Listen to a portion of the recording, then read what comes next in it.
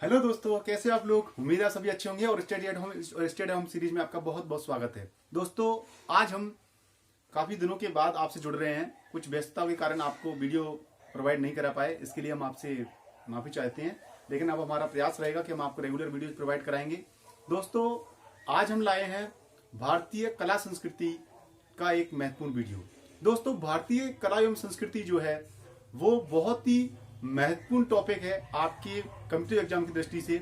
UPSC और RAS और जितने भी पीसीएस एग्जाम होते हैं उनमें कला एवं संस्कृति से बहुत ज्यादा प्रश्न पूछे जाते हैं, चाहे वो प्री एग्जाम हो और चाहे मेंस एग्जाम हो। तो दोस्तों, हमारा ये प्रयास रहेगा कि हम आपके इस महत्वपूर्ण टॉपिक को इस तरीके से पेश करेंगे कि आपको इस टॉपिक से ज्यादा आपके प्रश्न हल हो पाएंगे, चाहे आपका वो प्री एग्जाम हो और चाहे मेंस एग्जाम हो। दोस्तों, यहां पर यह महत्वपूर्ण बात हो जाती है कि कला एवं संस्कृति को जब हम पढ़ते हैं तो एक बड़ी समस्या हमारे सामने आती है, और वो ये है कि हम पढ़ते पढ़ते उसके क्रम को छोड़ देते हैं या हमसे क्रम छूट जाता है। यानी कहने का मतलब ये है कि होने को ये काफी इंटरेस्टिंग टॉपिक है, इसमें हमको बहुत अच्छा लगता है पढ़ते हुए, जिसमें विभिन्न प्रकार की कला शैलियां आती हैं, मंदिर की शैलियां आती हैं, उनकी अलग अलग क्वालिटी होती हैं, विशेषता होती हैं, और प्रश्न उन्हीं पर ज्यादातर पूछा जाता है और या पर उनके उदाहरण पूछे जाते हैं। लेकिन समस्या इस बात की है कि जब जैसे जैसे हम किसी रेफरेंस बुक को, चाहे वो कोई भी फेमस बुक हो, उसको जब हम पढ़ते हैं तो पढ़ते पढ़ते क्या होता है कि कई प्रकार की जटिलताएं, उलझनें पैदा होने लगती हैं। और दूसरी सबसे बड़ी समस्या ये होती है कि आगे बढ़ते बढ़ते हम यही भूल जाते हैं कि हम किस कला की शैली की बात कर रहे हैं या किस काल की बात कर रहे हैं। तो इस समस्या के समाधान के लिए हम आपके लिए भारतीय उन कला संस्कृति की जो वीडियो लेके आ रहे हैं, उन वीडियोज में हम सम्मिलित करेंगे, एक जाई जानकारी आपको देने का प्रयास करेंगे, एक साथ सारी तस्वीरें लाएंगे कि भाई हड़प्पा काल में क्या हो रहा था और आपके मौर्य काल में क्या हो रहा था, फिर मौर्योत्तर काल में क्या हो रहा था, फिर गुप्त काल में क्या हो रहा था, फिर गुप्त काल के बाद का समय में कला शैली का किस प्रकार से विकास हुआ। जब हम उनको एक साथ पढ़ेंगे तो निश्चित रूप से आपको एक इंटरेस्टिंग मैटर भी सामने आएगा कि भाई मौर्य काल में क्या था, मौर्य काल के बाद क्या परिवर्तन आया, फिर मौर्य काल के बाद आपका गुप्त काल था, उसमें क्या परिवर्तन आया, और ये परिवर्तन हमको एक साथ दिखाई भी देंगे और हमारे सामने कोई कंफ्यूजन नहीं रहेगी। तो दोस्तों, पढ़ने के दौरान जो आपको समस्या आती हैं, उन्हीं समस्याओं के समाधान के लिए हमारे वीडियो होते हैं। तो हमारा ये प्रयास आपको निश्चित रूप से लाभप्रद होगा, ऐसी हम उम्मीद करते हैं। तो दोस्तों, आज का वीडियो शुरू करते हैं। देखिए, आपका टॉपिक है भारत में वास्तुकला का विकास, और ये आपके लिखा हुआ है useful for UPSC and RAS PCS exams part 1। दोस्तों, ये हमारे कला एवं संस्कृति का पहला वीडियो है, जिसमें हम आपको केवल ओवरव्यू दिखाएंगे, केवल ये बताएंगे कि वास्तव में वास्तुकला जो थी वो किस प्रकार से आगे बढ़ी थी हमारे देश में, उसका एक मात्र संक्षिप्त अवलोकन कह सकते हैं आप, उसको एक ओवरव्यू कह सकते हैं, जिसमें हम आपको संक्षेप में कुछ कुछ बातें बता रहे हैं ताकि आप एक समझ पाएं कि वास्तव में वास्तुकला, पूरी जो प्राचीन भारत में जो वास्तुकला का विकास हुआ वो किस प्रकार से हुआ था। दोस्तों, यहाँ पर देखिए, यहाँ पर लिखा हुआ है हड़प्पा काल, इसके बाद मौर्य काल, मौर्य काल के बाद मौर्योत्तर कला, दोस्तों इसके बाद आपकी गुप्त काल और दक्षिण भारतीय कला। दोस्तों, यहाँ पर आप समझ लीजिए कि ये समय का क्रम चल रहा है। आप जानते हैं सबसे पहले हड़प्पा सभ्यता का विकास हुआ था, इसके बाद आपकी वैदिक युग है। वैदिक युग को हमने बिल्कुल यहाँ पर नहीं रखा है। दोस्तों, वैदिक युग में कला का विकास तो हुआ था, लेकिन उच्च स्तर का विकास नहीं हुआ था।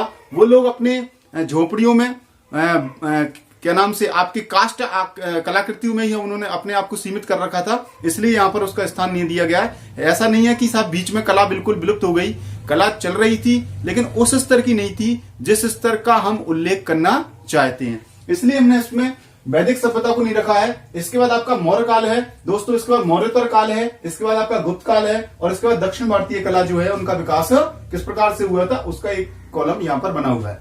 तो देखिए दोस्तों, यहाँ पर हड़प्पा काल, अब चूंकि दोस्तों यदि हम हड़प्पा काल की चर्चा करने लग जाएं तो ये मान के चलिए हड़प्पा काल में ही आपके कम से कम 2-3 वीडियो बन जाएंगे। यदि हम फिर मौर्य काल की बात करें वहां पर भी 2-3 वीडियो बन जाएंगे। कहने का मतलब ये है कि हर टाइम पीरियड जो हमने यहाँ पर लिख रखे हैं उन पर हम विस्तृत चर्चा करेंगे तो डेफिनेटली हमको बहुत सारे वीडियोस बनाने पड़ेंगे, बहुत टाइम देना पड़ेगा। तो दोस्तों, हम उसको संक्षेप में लेने का प्रयास कर रहे हैं। आज का हमारा वीडियो केवल उसका एक ओवरव्यू देने के लिए, केवल आपको एक संक्षेप में छोटी सी जानकारी देने के लिए है। दोस्तों, यहाँ पर देखिए, ये आपका हड़प्पा काल है, तो इसमें कुछ मुख्य मुख्य बातें क्या थी उनको हम पढ़ लेते हैं। देखिए, एक तो बृहद स्नानागार मिला है, आपने पढ़ा होगा बिल्कुल हिस्ट्री में, जब आप पढ़ते हैं सामान्य ज्ञान को पढ़ते हैं, वहां पर बृहद स्नानागार मिला है, बृहद अन्नागार मिला है, ये बड़ी महत्वपूर्ण विशेषता है। सभादान मिला है, सावधान का मतलब जो आपके जहां पर सबको दफनाया जाता था वहां का स्थान का मिला है। विशाल जलाशय मिला है, ये बहुत बड़ी विशेषता है।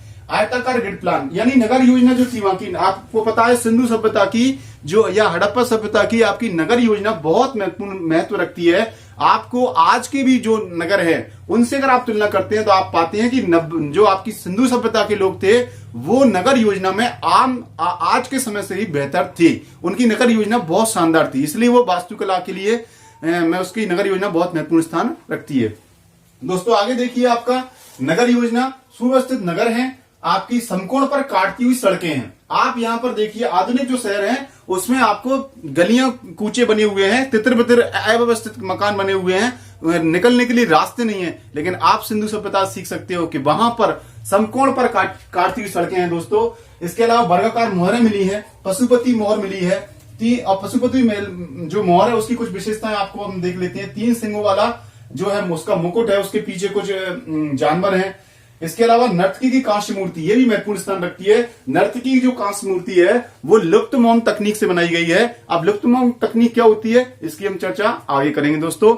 इसके अलावा इसके बाएं हाथ में चूड़ियां हैं, दाहिने हाथ में कंगन व ताबीज है। अपने कूल्हे पर दाहिने हाथ रखकर त्रिभंग मुद्रा में जो है 3 डायमेंशन जो है मुद्रा बना रखी है उसने, जो आपकी कांस्य मूर्ति है। अब दोस्तों कांस्य मूर्ति जो है उससे नर्तकी की जो कांस्य मूर्ति है उससे हमको बहुत सारी चीजें देखने को मिलती हैं कि भाई किस प्रकार की उस समय की सभ्यता, किस प्रकार के आभूषण पहने जाते थे। नृत्य की मुद्रा बता रही है कि वो किस प्रकार का भाव प्रकट कर रही है, कला को भी प्रकट कर रही है।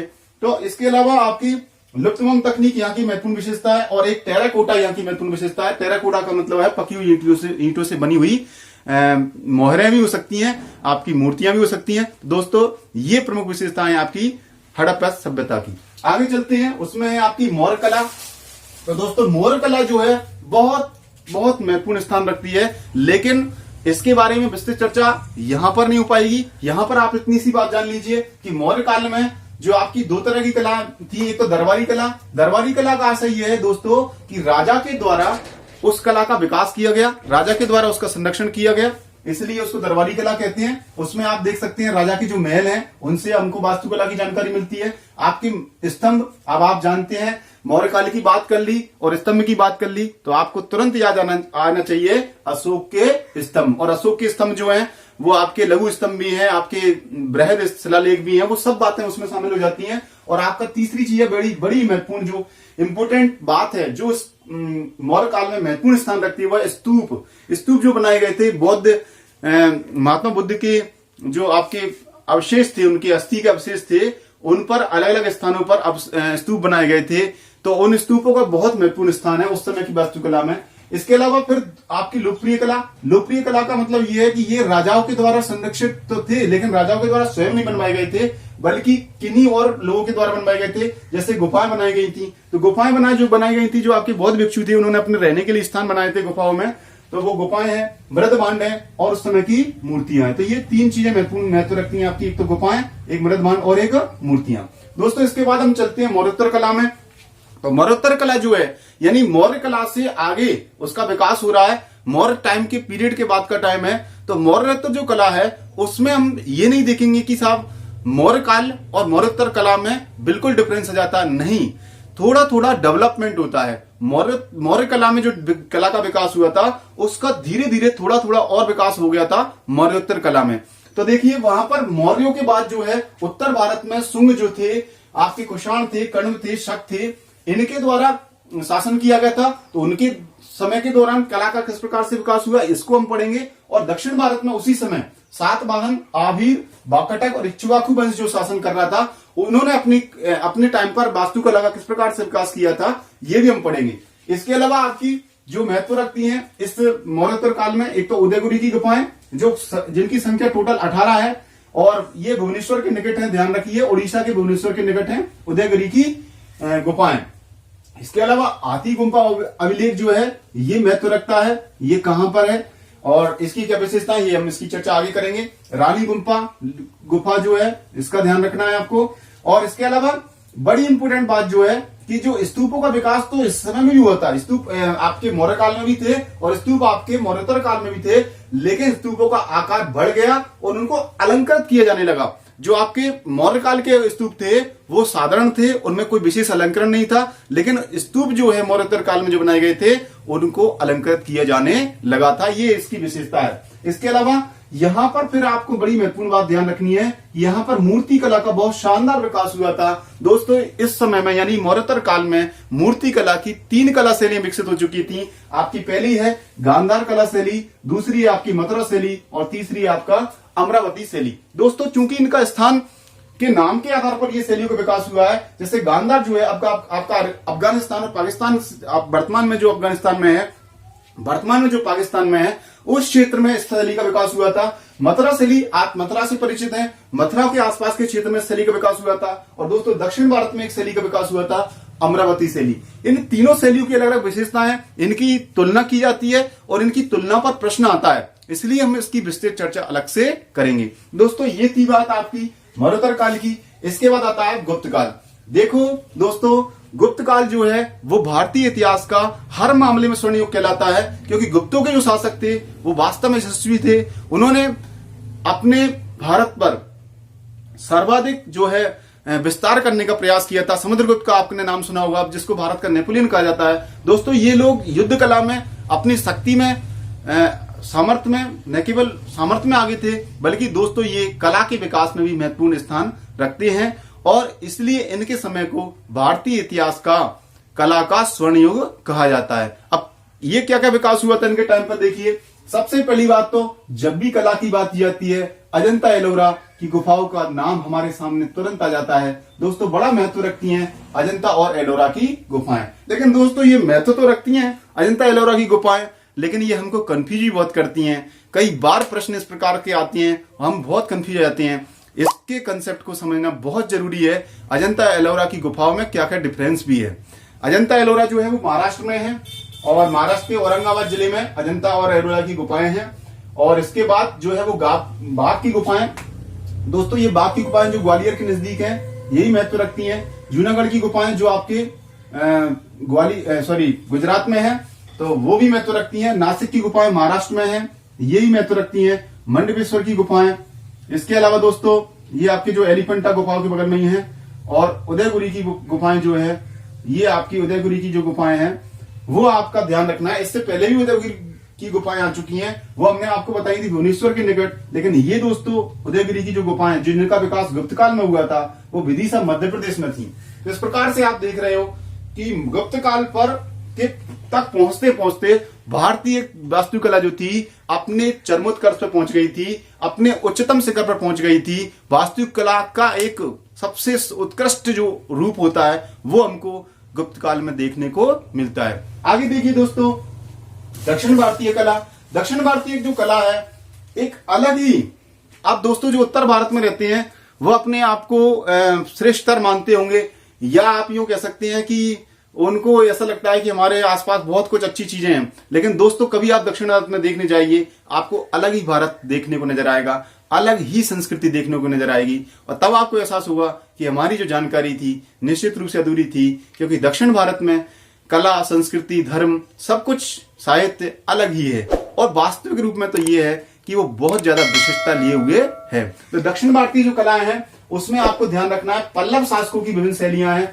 पल्लव शासकों की जो शैलियां हैं, पल्लव शासकों ने उनका जो अलग अलग क्रम था, कालक्रम था उनका शासन काल का, उस समय पर जो है उनकी अलग अलग शैली का विकास हुआ। जैसे कि महेंद्र राज जो शासक था उसके टाइम पे महेंद्र शैली का विकास हुआ। नरसिंह समूह जो था उसके टाइम पे नरसिंह वर्मन जो था उसके टाइम पर नरसिंह समूह शैली का विकास हुआ।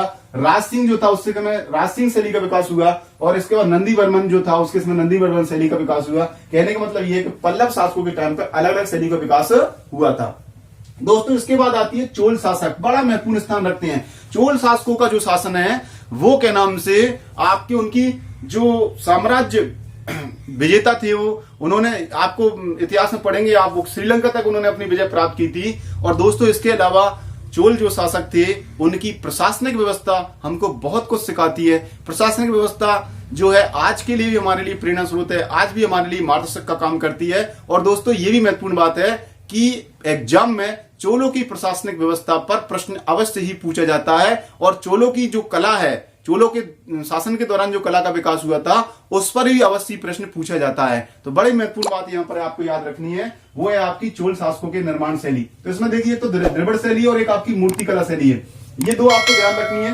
एक तो उनकी जो चोलों के टाइम पे जो कला शैली का विकास हुआ था वो कहलाती है द्रविड़ शैली, और यहाँ की मूर्ति कला शैली बहुत महत्व रखती है क्योंकि चोल शासकों के टाइम पर मूर्ति कला का बहुत अच्छा विकास हुआ था।